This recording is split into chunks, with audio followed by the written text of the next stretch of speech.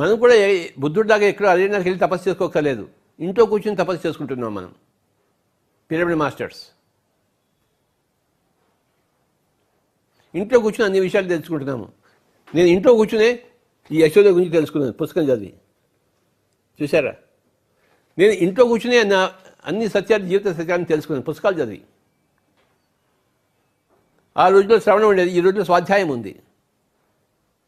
ఈ రోజుల్లో అందరి మహాత్ములు పుస్తకాలు చదవచ్చు మనం, అదే మనకి శ్రవణం. ఆ పుస్తకాలు చదివింది మన ఈ బుర్ర మననం చేస్తుంది. బుర్ర మననం చేసి పొందిన సారాన్ని మనం ఎలానో ప్రాక్టీస్లో పెడతాం.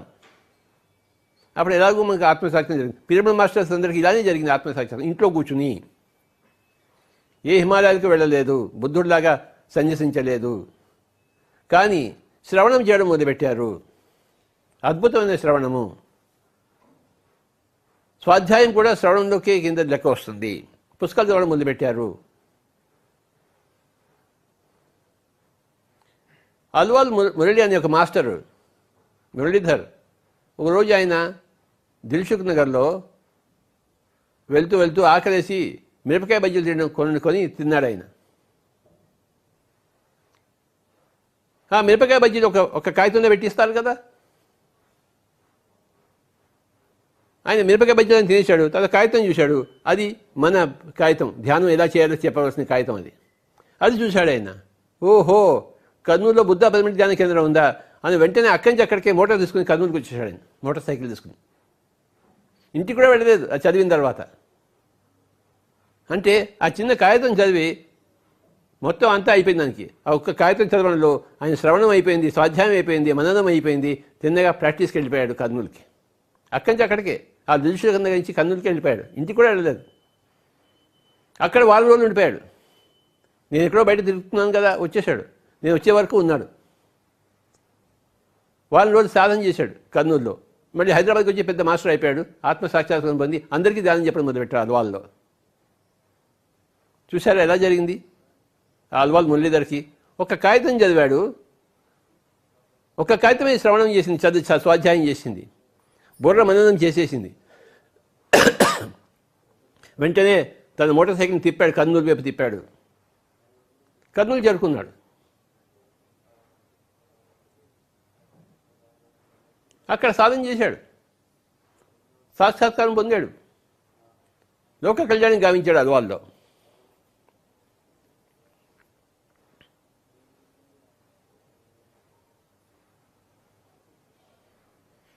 ఫైవ్ స్టెప్స్ ఉన్నాయి మై డియర్ ఫ్రెండ్స్. శ్రవణము, మననము, నిధిధ్యాసన, సాక్షాత్కారము, లోక కళ్యాణం.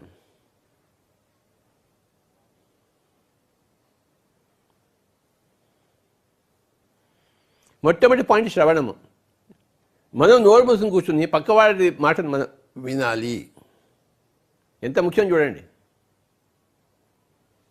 అల్వాల్ మురళి తాను ఆ కాగితం చదివాడు. ఆ కాగితంలో పక్కవాళ్ళ అభిప్రాయాలు ఉన్నాయి, పక్కవాళ్ళ సూచనలు ఉన్నాయి. ఆ కాగితంలో పక్కవాళ్ళ మేధస్సు ఉంది. ఒక్క కాగితం చదివాడు అంతే.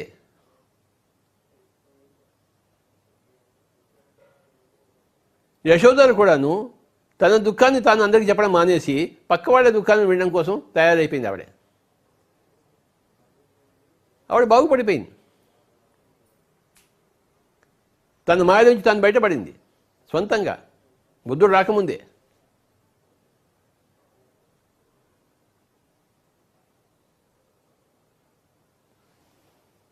ఈ పుస్తకం ద్వారా సజ్జన సాంగత్య మహిమ ఏమిటో తెలుస్తుంది. ఆవిడ అక్కడే ఒక సంఘాన్ని క్రియేట్ చేసింది. వాళ్ళు రోజు సాయంత్రం చేరి అందరూ తమ తమ కథలు చెప్పుకుంటూ ఉంటారు, ప్రతిరోజు.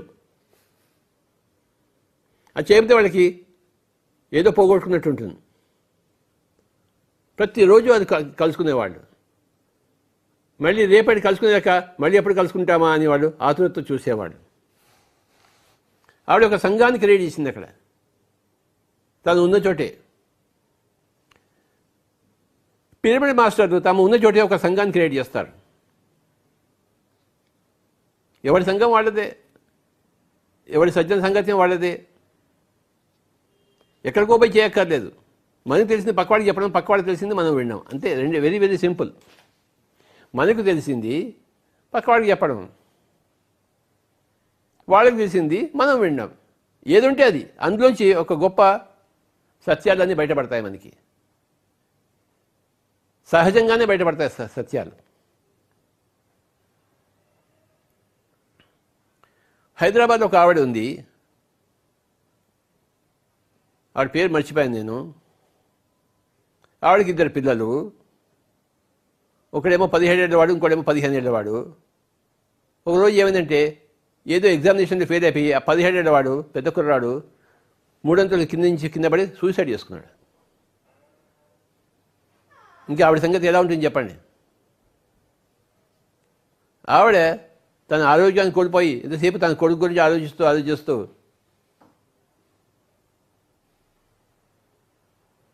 ఆవిడ కూడా చావు దగ్గరకు వచ్చేసింది. ఇంతలో ఆవిడకు కాగితం దొరికింది ధ్యానం గురించి. మన కాగితాలు ఉంటాయి కదా, అందుచేత మనం ఇస్తుంటాం కదా మన కాగితాలు ప్రింట్ చేసి. ఆవిడకి ఒక కాగితం దొరికింది. 4 కిలోమీటర్లు ఆటో వేసుకుని వచ్చింది, హిమాయత్ నగర్కి వచ్చింది. అప్పుడు అక్కడ మన ధ్యాన ఆంధ్రప్రదేశ్ ఆఫీస్ ఉండేది. హిమాయత్ నగర్కి వచ్చింది, ఆ అడ్రస్ ఉండేది చూసుకుని.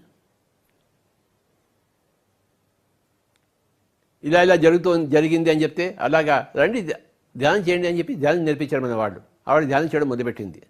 నెల రోజులు ఆవిడ తీవ్రంగా ధ్యానం చేసి ఆవిడ పోయిన కొడుకు కనపడడం మొదలుపెట్టాడు. అమ్మా నేను బాగానే ఉన్నాను, నువ్వెందుకు ఏడుస్తున్నావు అన్నాడు.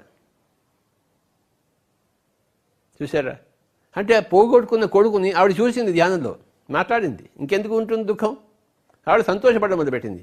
ఆవిడ ఆరోగ్యవంతురాలు అయిపోయింది. హైదరాబాద్ అంతా తిరిగి ఆవిడ ధ్యానం చేస్తుంది.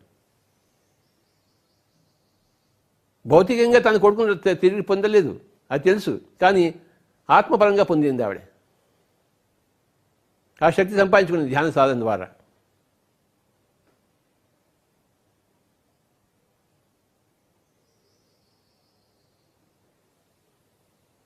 ఆవిడ చేసింది ఏంటి? ఆ కాగితాన్ని చూసింది అంతే. కాగితం చదివింది.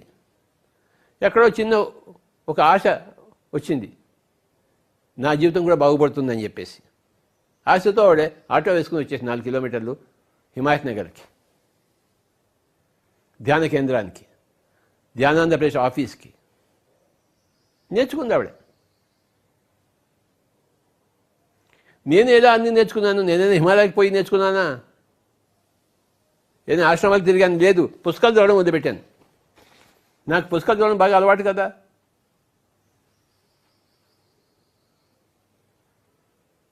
ప్రతి ఒక్క ఆధ్యాత్మిక యోగి యొక్క పుస్తకం అన్ని చదివాను నేను. చదివి నాకు అంతా వచ్చేసింది.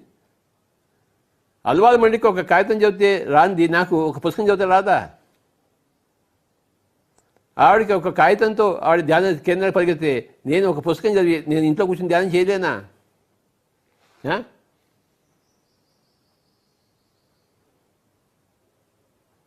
మై డియర్ ఫ్రెండ్స్, నేను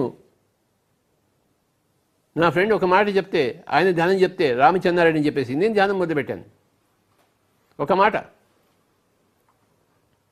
ఒక పుస్తకం, ఒక కాగితం, ఒక పక్కింటి వాళ్ళ గోడు మనం వింటే సరిపోతుంది. మన గోడు వాళ్ళకి చెప్పడం మానేసి మన నోరు మన గోడునే చెప్తుంది. పక్క వాళ్ళ గోడును వినేది మన చెవులు.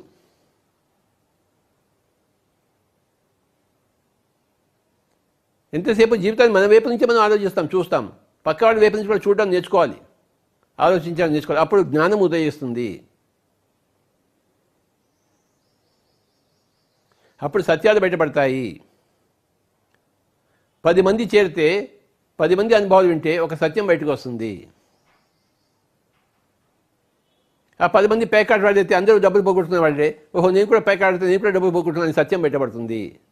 ఆ 10 మంది తాగేవాళ్ళైతే అందరూ తాగి రోగాలు తెచ్చుకుంటే నేను కూడా తాగితే నాకు కూడా రోగం వస్తుంది, ఒక సత్యం బయటపడుతుంది. ఆ 10 మంది ధ్యానం చేసి సాక్షాత్కారం పొందినవాడైతే ఓహో నేను కూడా ధ్యానం చేసి సాక్షాత్కారం పొందొచ్చు అని తెలుస్తుంది, ఒక సత్యం బయటకు వస్తుంది. 10 మందితో చేరితే మనకు ఒక సత్యం బయటపడుతుంది. నువ్వు ఒక్కడే బాధపడుతుంటే ఏ సత్యం నీకు తెలియదు.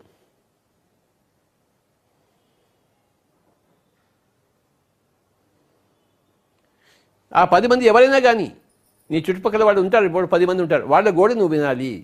అప్పుడు నీ జీవితంలో ఒక కొత్త సత్యము పరిమళిస్తుంది, ఒక కొత్త సత్యం ప్రకటితమవుతుంది. ఏది చేయకూడదో తెలుస్తుంది, ఏది చేయాలో కూడా తెలుస్తుంది, రెండు తెలుస్తాయి. ప్యాకెట్ రాళ్ళతో కలిస్తే పక్కింటి వాళ్ళతో ప్యాకెట్ ఆడకూడదని తెలుస్తుంది. ధ్యానం చేసే వాళ్ళతో కలిస్తే ధ్యానం చేయాలని తెలుస్తుంది. నువ్వు పక్క వాళ్ళతో కలియాలనుకో, నువ్వు ఏం చేయాలో తెలియదు, ఏం చేయకూడదో తెలియదు, ఏం చేయకూడదో చేస్తుంటావు, ఏం చేయాలో చేయకుండా ఉంటావు. నీ జీవితం అంతా అలా గడిచిపోతుంది, ఎడారి అయిపోతుంది. పక్క వాళ్ళ గోడు వినడం నేర్చుకోవాలి, అందులోంచి సత్యాలు బయటపడతాయి. లేదా వీడొక్కడే తాగుతూ ఇంట్లో ఉంటూ ఏడుస్తూ ఉంటే ఎవడొచ్చినా తన గోడే తను చెప్పుకుంటూ ఉంటాడు. పక్కవాడి గోడు వింటే నేను కూడా నీలాగే తాగేవాడిని అయ్యా చాలా సంవత్సరాలు, నీకన్నా ఎక్కువే తాగాను, కానీ నేను తాగడం మానేశాను కదా, ఇప్పుడు బాగున్నాను కదా అని చెప్పినప్పుడు ఓహో నేను కూడా తాగడం మానేయచ్చా అని వీడికి ఆశ కలుగుతుంది. పక్కవాడి గోడు వినాలి, దాని పేరు శ్రవణము. ఎంత ముఖ్యమో చూడండి. ఈ పుస్తకము యశోధర పుస్తకము ఆ శ్రవణం అనే సత్యాన్ని వెలుగెత్తి చూపిస్తోంది. తన సాధనకు అందరికీ ఆవిడకి చెప్తోంది. నేను ఉన్న చోట కూర్చుని ఉన్న వాళ్ళతో మాట్లాడి నేను జ్ఞానం సంపాదించుకున్నానని చెప్పింది ఆవిడ. బుద్ధుడు తిరిగి వచ్చినప్పుడు ఆవిడ అడుగుతుంది, ఇది అరణ్యానికి పోవడం అవసరమా అని చెప్పేసి. ఎందుకంటే ఆవిడకి అవసరం లేకుండా పోయింది. ఆవిడ అవసరం లేకుండా నేను తన ప్రాబ్లం తను సాల్వ్ చేసుకుంది, తన దుఃఖాన్ని తను పోగొట్టుకుంది.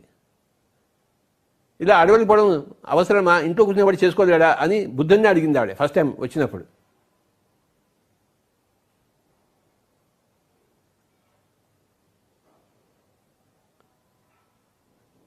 బుద్ధుడే ఆలోచనలో పడి ఆవిడని ఒప్పుకున్నాడు. ఆవిడ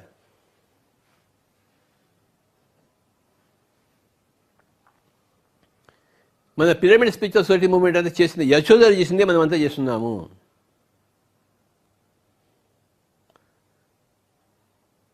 పిరమిడ్ మాస్టర్ ఎవరు ఇల్లు వదిలిపోలేదు, ఇల్లు వదిలిపోమని మనం చెప్పము. ఇంట్లో కూర్చుని సాంగత్యం చేసి సజ్జన సాంగత్యం చేసి సత్యం తెలుసుకో అని చెప్తున్నాం. ఇంట్లో కూర్చుని నీ పక్కింటి వాళ్ళతో మాట్లాడు. పక్కింటి వాళ్ళలో ఎవడో ఒకటి ధ్యానం చేస్తూనే ఉంటాడు కదా, నువ్వు వెళ్ళి వాడితో ఎప్పుడైనా మాట్లాడావు? అసలు లేదు కదా. పోయి విను, నీకు ఒక తాడు దొరుకుతుంది, ఒక తీగ దొరుకుతుంది. తీగ లాగితే డొంకంతా కదులుతుంది. ఆ తీగ నీ ఇంట్లో లేదు, పక్కింట్లో ఉండొచ్చు, ఇటు పక్కింట్లో ఉండొచ్చు. అక్కడ పో, నీకు ఆ తీగ దొరుకుతుంది, అప్పుడు డొంకంతా కదులుతుంది. తీగ తాగితే డొంకంతా కదులుతుంది. శ్రవణంలో ఏమవుతుందంటే తీగలు దొరుకుతాయి. నాకు స్వాధ్యాయంలో దొరికాయి.